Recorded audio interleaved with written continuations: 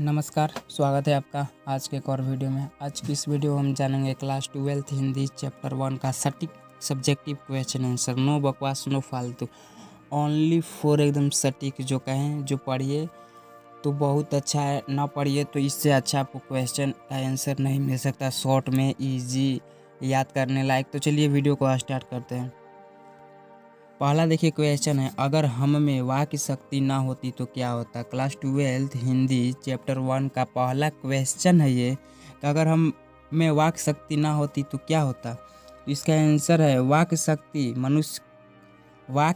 मनुष्य को सृष्टि पर सबसे महत्वपूर्ण देन है। यहाँ पर देन लिख लीजिएगा, देन है यानी वाक्य शक्ति है जो सृष्टि पर मनुष्य के मिला हुआ सबसे महत्वपूर्ण देन है। बिना वाक्य शक्ति के हम अपने भावनाओं को साझा नहीं कर सकते। साझा मतलब एक दूसरे से बातचीत नहीं कर सकते हैं और अपने विचार समझाने का कोई माध्यम नहीं रहता। जैसे हम कुछ आपको समझा रहे हैं, वह भी भाषा एक माध्यम है, वाक्य शक्ति है। हमें जैसे अगर नहीं होता तो हम जैसे जानवर बन जाते, सिर्फ इंद्रियों के माध्यम यानी आँख के माध्यम से भावनाओं को व्यक्त करते और हमें समाज में सहभागिता का अनुभव नहीं होता। यानी समाज में हमें सहभागिता का अनुभव नहीं होता। इसलिए देखिए इसका सटीक आंसर देखिए क्या है कि अगर हम में वाक शक्ति ना होती तो पूरी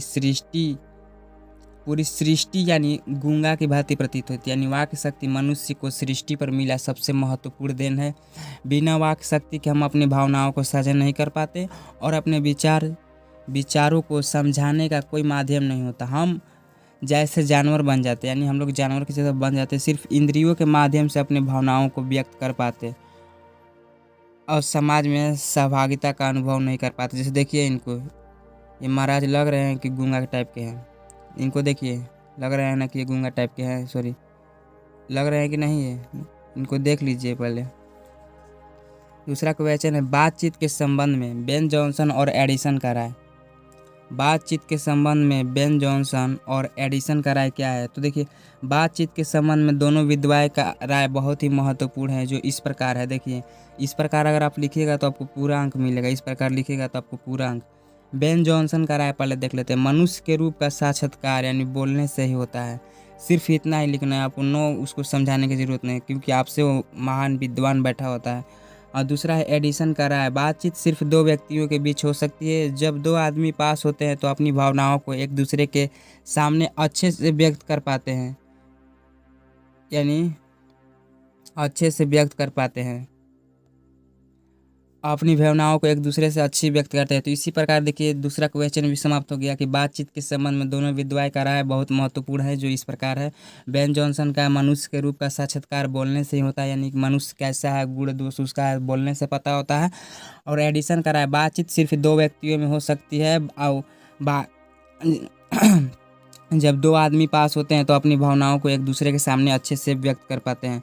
तीसरा क्वेश्चन है, आर्ट ऑफ कन्वर्सेशन क्या है, यानी बातचीत, आर्ट ऑफ कन्वर्सेशन क्या है। इन लोग को देख के आपको लगता होगा कि इन लोग क्या कर रहे हैं। आर्ट ऑफ कन्वर्सेशन क्या है, तो आर्ट ऑफ कन्वर्सेशन यानी बातचीत करने की कला है। यह आर्ट ऑफ कन्वर्सेशन है, वह बातचीत करने की कला है। संवाद में समझदारी, संवेदनशीलता और सहयोग की कला है। इसमें लोगों के बीच संवाद को सुधारने और संबंध बनाने का तरीका होता है। यह लोगों को समझाने, समर्थन करने और साझा करने में मदद मिलता है। यानी जो आर्ट ऑफ कन्वर्सेशन है, बातचीत करने की कला है, यह समझ लीजिएगा। संवाद में समझदारी यानी बातचीत करने में समझदारी, संवेदनशीलता और सहयोग की कला है। इसमें लोगों के बीच संवाद को सुधारने एवं संबंध बनाने का तरीका होता है। यह लोगों को समझाने, समर्थन करने और साझा करने में मदद मिलता है। इससे समझ गए होंगे आर्ट ऑफ कन्वर्सेशन क्या है। मनुष्य की बातचीत का उत्तम तरीका क्या हो सकता है, यानी जो बातचीत करने का सही तरीका क्या हो सकता है। देखिए वो इस प्रकार हो सकता है, मनुष्य की बातचीत का सबसे बेस्ट तरीका है उसका आत्मविचार, यानी अपने मन के साथ बातचीत करना। एकदम सिंपल में लिखे हैं, यह उसे अपने आत्मा से जुड़ने में मदद करता है। धीरज, लगन और पैनी नज़र बोलचाल में सफलता के लिए बहुत महत्वपूर्ण है। हमें अपने गलतियों को मानने और सुधारने का प्रयास करना चाहिए। और हाँ हमें यहाँ मीठी भाषा बात करनी चाहिए ताकि हमें अगले लोगों को और दूसरों को भी अच्छा लगे। मनुष्य की बातचीत करने का बेस्ट तरीका है उसका आत्मविचार, यानी अपने मन के साथ बातचीत करना आत्मा से जुड़ने में मदद करता है। धीरज, लगन और पैनी बोलचाल सफलता के लिए बहुत महत्वपूर्ण है। हमें अपनी गलतियों को मानने और सुधारने का प्रयास करना चाहिए और हमें हमेशा मीठी भाषा में बात करनी चाहिए ताकि हमें लगे कि अच्छा, दूसरों को भी अच्छा लगे। जैसे देखिए इन महाराज दोनों को देखिए सिंपल वे में बात कर रहे हैं। चलिए अगला क्वेश्चन है, हमारी भीतरी मनोवृत्ति नए नए रंग दिखाया करती है। वह परम प्रतीकात्मक संस्कार का एक बड़ा आईना है जिसमें जैसी चाहे वैसी सूरत देख लेना कोई दुर्घट बात नहीं है। इसका व्याख्या करना है, इसको समझिएगा, व्याख्या करना है। देखिए इसको हम 2 स्टेप में व्याख्या किए। आपको जो स्टेप अच्छा लगे, जो स्टेप छोटा लगे, वो स्टेप लिख लीजिएगा। मनुष्य की भाषा उसकी भावनाओं, विचार और अनुभवों को अभिव्यक्त देने का महत्वपूर्ण साधन है, परंतु मनुष्य का मन नित्य बदलता रहता है। यानी जो मनुष्य का मन है वह बदलता रहता है। देखिए फिर से समझिए, मनुष्य की भाषा उसकी भावनाओं, विचार और अनुभवों को अभिव्यक्त देने का महत्वपूर्ण साधन है, परंतु मनुष्य का मन नित्य बदलता रहता है। हर क्षण नए विचार और भावनाएं उत्पन्न होते हैं। इस समय हम क्रिकेट खेल लेते हैं, जैसे एग्जांपल मान लीजिए, उस समय हम वॉलीबॉल खेल लेते हैं, उस समय हम बैडमिंटन खेल लेते हैं, उस समय IPL देख लेते हैं। हर प्रकार मन बदलते रहता है। हर क्षण नए विचार आते हैं, नए भावनाएं उत्पन्न होते हैं। उसकी अंतर्मुखी स्थिति का परिचय देती है, यानी उसकी सुखी का परिचय देती है कि इसमें अच्छा है, इसमें अच्छा, इसमें अच्छा है। इस प्रकार मनुष्य की मनोवृत्ति एक बड़े आईना की भांति है जो स्वयं के और अपने आसपास के वातावरण के साथ जोड़ता है।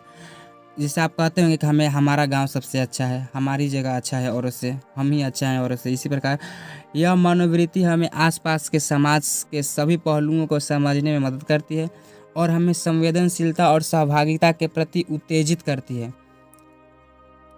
समझ गए होंगे। और दूसरा देखिए, दूसरा है भाषा मनुष्य की अभिव्यक्त का साधन है, लेकिन मनुष्य की भीतरी मनोवृत्ति स्थिर नहीं रहती, वो छटपटाती रहती है मछली की तरह। वह प्रत्येक क्षण नए नए रंग बदलती है, अर्थात मनुष्य के मन में नए नए विचार उत्पन्न होते रहते हैं।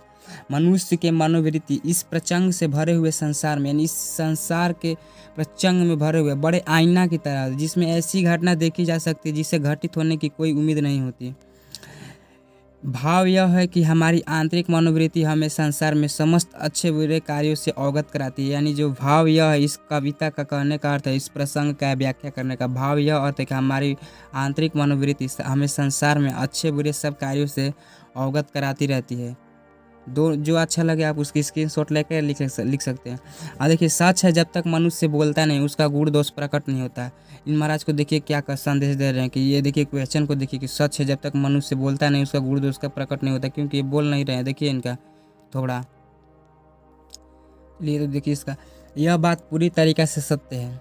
यह बात पूरी तरीक़ा से सत्य है कि जब तक कोई व्यक्ति अपने विचार को व्यक्त नहीं करता तब तक उसके गुण दोष दूसरों के समक्ष स्पष्ट नहीं होते।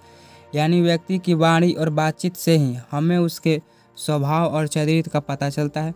बोलने से ही मनुष्य का स्वभाव सामने आता है, उसकी पहचान होती है। यानी देखिए दूसरा क्वेश्चन है कि सच है जब तक मनुष्य बोलता नहीं उसके गुण और दोष का प्रकट नहीं होता। यह बात बिल्कुल सही, इसका व्याख्या करना है। यह बात पूरी तरीक़ा से सत्य है कि जब तक कोई मनुष्य बोलता नहीं तब तक उसके गुण दोष प्रकट नहीं होते, स्पष्ट नहीं होते। यानी व्यक्ति के वाणी और बातचीत से ही उसके स्वभाव और चरित्र का पता चलता है। बोलने से ही व्यक्ति का स्वभाव सामने आता है और उसकी पहचान होती है। तो आज की इस वीडियो में इतना ही। अगर आप चाहते हैं इसी तरह का वीडियो शॉर्ट बाय शॉर्ट एकदम सिंपल में चाहिए, हिंदी, इंग्लिश, ग्रामर, ऑब्जेक्टिव से टोटल, तो आप हमारे चैनल को फॉलो कर सकते हैं। तब तक के लिए धन्यवाद।